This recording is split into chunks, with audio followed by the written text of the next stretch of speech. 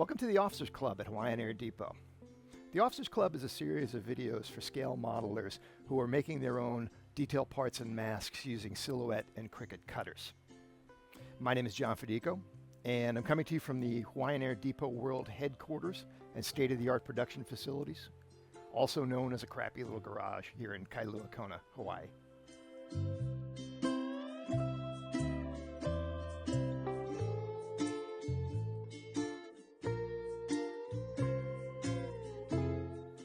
Welcome to episode 2.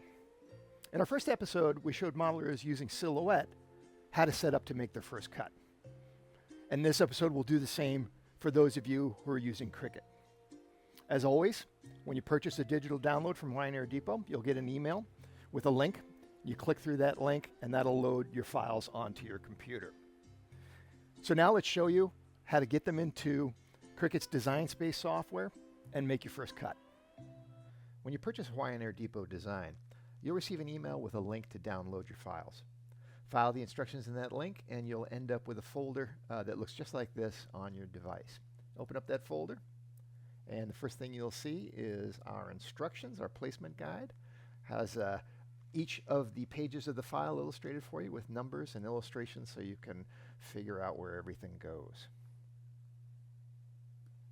You'll also get a copy of our licensing agreement.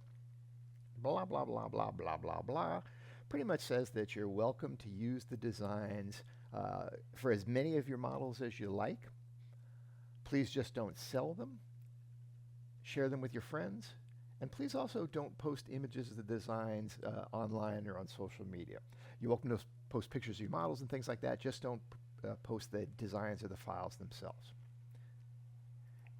And of course, you'll get a file for each page of the design. You'll get two, actually. There'll be a DXF copy and an SVG copy. For Cricut, you'll want to use the SVG versions. So let's go ahead and show you how to load those into Cricut Design Space and start your first cut. When you open up Cricut Design Space, you'll land on the home page. Not much for modelers to see here, so let's go ahead and write to New Project. And in our workspace, you can go right to Upload to download your first design. Go to Upload Image, and you can either drag files from your desktop or you can browse your computer there. Find the file you want to print, open it up. If this comes up, don't worry about it, just hit Continue, and you'll see our image. Continue there, upload there, and you're all set. This image menu opens, just go ahead and close that, and then you're ready to go. You'll also notice that some of the images look a little weird, some black spaces and things like that. Cricut Design Space likes to fill in shapes sometimes with a fill, in this case the color black, that isn't really there. It's not going to be a problem for when you make your cut, and we'll check it when we get to our next page. The other important thing you're going to need to do is you're going to need to, before you go to the Make button, to attach. Click the Attach button there. What that does is it takes all the different shapes here and attaches them as one big shape so that they stay in the same position when they make the cut. This way it'll fit onto your material. We've got this set up for it to be a masking sheet at 7¼ by 9½. If we didn't hit attach, it would spread all of those designs out on the whole mat. So to do that, that'll keep everything the way you go. Once you've got attached, now you're ready to make. I don't save any of my projects, and then you'll notice the next option you have is you can cut without a mat if you're using Cricut Smart Materials only, which are actually very good. Since we're using Tamiya masking sheet, we're going to use it on a mat. Confirm that, and now you'll see an image of the map with our design. Go ahead and sort of center it out so that it fits the dimensions. There's 9½, there's 7¼ Also notice this red line. That's the boundary that the blade can reach in this case. So you want to make sure that your design sits within that red border on your mat. Once you've got that where you want it to be, you can go to Continue, and it'll look around for the machine you're working with. We're working with the Cricut Maker 3 today. And there it is. First thing you're going to do is tell the machine which material you're cutting. Okay. Now we've got our bookmarked popular favorite ones up here.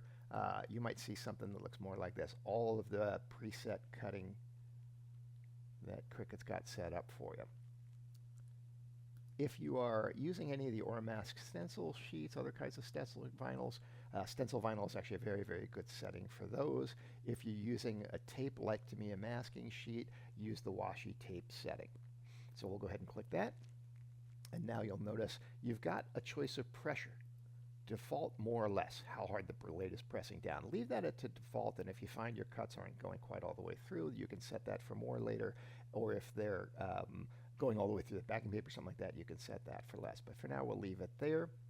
You're going to load your fine point blade into the machine, and on the machine itself, you'll press that button that's flashing so you can load your mat.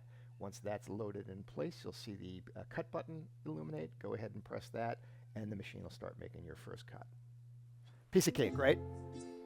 Since we've got a little RAF theme going here for our episode 2, we thought we'd do today's Pauhana with the classic Hawaiian martini. Now, what makes a martini Hawaiian? It's pretty much the same kind of martini you have anywhere else. We just put a little umbrella in it.